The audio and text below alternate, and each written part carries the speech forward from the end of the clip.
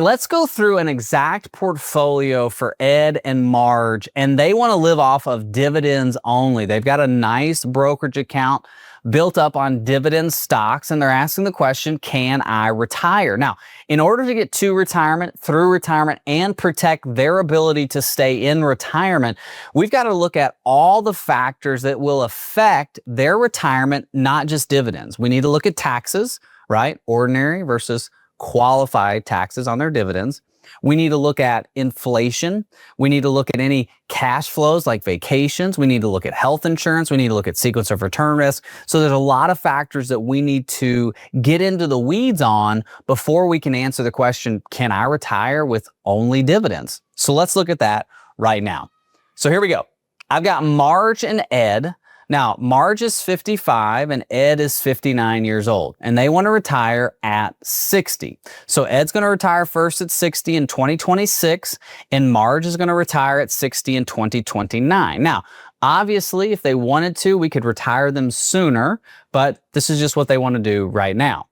Now, from a Social Security standpoint, Ed's Social Security at 67 would be $2,980, and Marge's Social Security at 67 would be $2,750. Now, these will change as they work a little bit more. Ed actually decided to go to a lesser paying job for a little bit less stress. He was making into the 100,000s, but decided he didn't want to have the stress. Marge actually has worked up the ladder and is making more now than she did when she was raising the kids. And so she actually wants to continue to work a little bit longer because she's actually starting to get higher in her career. So the Social Securities are probably going to change over the next few years, but we're going to be conservative on the Social Securities for now, which is why we're not going to give them any kind of COLA increases going into actually claiming Social Security. Now, from an asset standpoint, don't have a whole lot of assets. They've been plucking a lot of money into their brokerage account. They've been in jobs where they haven't had the opportunities for 401ks. They've put some money into real estate, and they've helped their kids out, and they've done things where they haven't saved necessarily like they should have, but they've got a good amount in savings. They have a joint account, and it's basically a dividend portfolio, and it's worth $450,000. So they have $450,000 in a joint brokerage account. When they came to me, they said, hey, Drew, these are our assets. We want to live off of dividends. Can we do that? Now, Ed has an IRA of $150,000. Remember, I just mentioned he went to a different job, so he rolled out his 401k, he put it into an IRA, and that's worth $150,000. And they've got about $25,000 in the bank. Now, Marge does have the opportunity to contribute to a 401k or an IRA if she wants to, just haven't got that far yet in the planning. All right, but we really want to focus on the dividends because that's really what this video is about, and that's really what they're focused on. Now, they do have a home. It's worth $415,000. And what we're going to look at from a rate of return standpoint is we're going to look at a 4% rate of return. Now, we're going to be a little bit more conservative in our rate of return just because they're going into dividend stocks, and they are really focused on dividends. Ed that's really what he wants. I mean, everything he talks about is dividends, dividends, dividends. And so that's why we're going to be a little bit lower on our projections for rates of return. Now, when we look at the portfolio, we have to understand some things before we start looking at what this is going to do. So this is a dividend portfolio, and it's non-qualified. What do I mean by non-qualified? What I mean is Ed and Marge are going to pay taxes on these dividends on an annual basis. It's not an IRA or a Roth IRA where the dividends just get paid in and you pay taxes when you pull the money out on an IRA, and you don't pay taxes on a Roth IRA. For them, this is a non-qualified account, meaning they're going to pay either ordinary, it's either a qualified dividend or a non-qualified dividend, which means they're going to pay ordinary taxes, or they're going to have preferential tax treatment based on the type of dividend it is. Remember, a qualified dividend gets preferential tax treatment according to the tax code, right? A non-qualified dividend is you're taxed at ordinary income, whatever your current tax rate is, okay? Now, here's our dividend options. The dividends pay quarterly for the most part. We're going to set up those dividends to pay expenses in the software. Now, we could set them up to reinvest, and we can also set them up to go to an external destination if they're using their dividends to pay a mortgage off or student loans or something like that. but they're going to use their dividend to pay expenses. We're looking at a percentage of dividend, and their current annual yield is 3.75%. Now, I realize that they could get a higher dividend, but right now, the way Ed's portfolio is set up, his annual yield is 3.75. Okay? Perfect. Now, we're going to start it right now, and we're going to go for life, meaning these dividends are going to pay out for life at 3.75%. Now, we're going to look at state tax. We have long-term capital gains on this, and it's qualified dividends. So none of his dividends are non-qualified. They're all qualified, okay? And the state tax is actually zero because of what state we are in. All right, now, expenses. So this is the second part. You got to understand. I want to live off dividends. What are my expenses, right?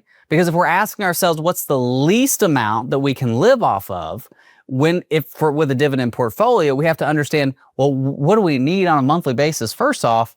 And then, like, what's our Social Security going to be? When are we going to retire? What about inflation? That's what we're asking. Okay. So we're at expenses, and I live at expenses because this is huge.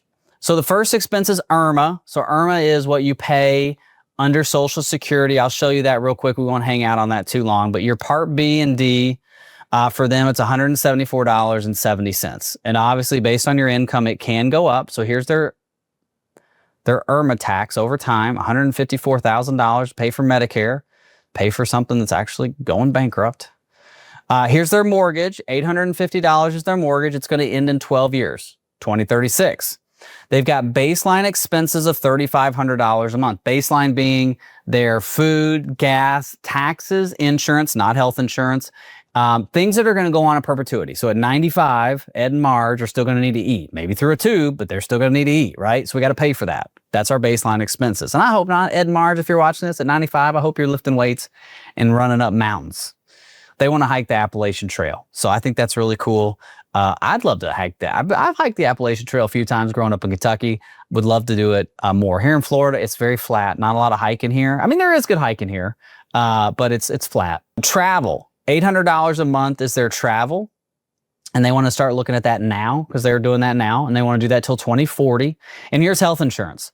So health insurance is $800 a month starting now in perpetuity. Now, why are we doing it now and into perpetuity? Well, we're looking at their Medicare health insurance as well. We're calculating that in. Now, keep in mind, for Ed and Marge, they're retiring in 2029 and 2026, but neither job, which is very weird, offers health benefits the way they're set up. Okay, so Marge is 1099. She's actually a contractor. It's the Kentucky comes out every now and then. She's actually a self-employed individual or considered 1099, all right? And Ed basically works part-time. So neither of them have health benefits, which is why we're seeing it over here as health insurance, okay? It's just a weird situation. Normally, we don't have this. Normally, one spouse, especially if they're making $75,000, they get health benefits. But in this case, Marge works as a 1099er, and then Ed's working basically part-time. So we have to calculate in health insurance. And we're going to calculate health insurance for Medicare because they're going to need health insurance all the way again till they're 95, right? We go to pre-retirement. This is right now, okay? This is their gross monthly salaries. Let's go to retirement. And as you can see here, they're both retired. We're not taking Social Security till 67. That's Ed at 67. There's Marge at 67. Here's our assets. And where are we out of money? 87 and 84. And you might be thinking, Drew, where are the dividends at? Well, let me go and let's just go into 2030 and I'll show you. Here's our monthly cash flow. See the dividend? And we're using these dividends to pay into these expenses. Because remember we showed you that where we're paying the dividend, we're paying expenses with dividends. Now, I'm not telling you this doesn't work. I mean, look at some of this.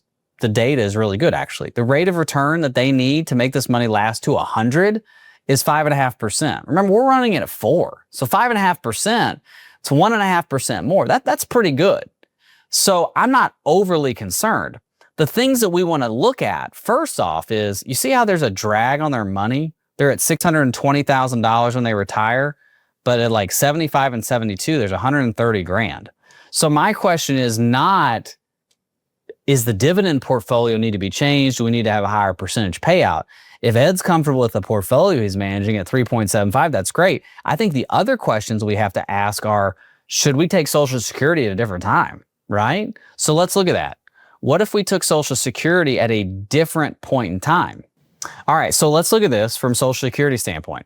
So we're showing them taking Social Security at 67, but the software says, hey, for Ed, it makes the most sense for him to take Social Security at 65. Remember, he's retiring at 60, so it's 65. And for Marge, it actually tells her to take Social Security at 62. Whoa, take Social Security early? Are you serious, Drew? You're not allowed to do that.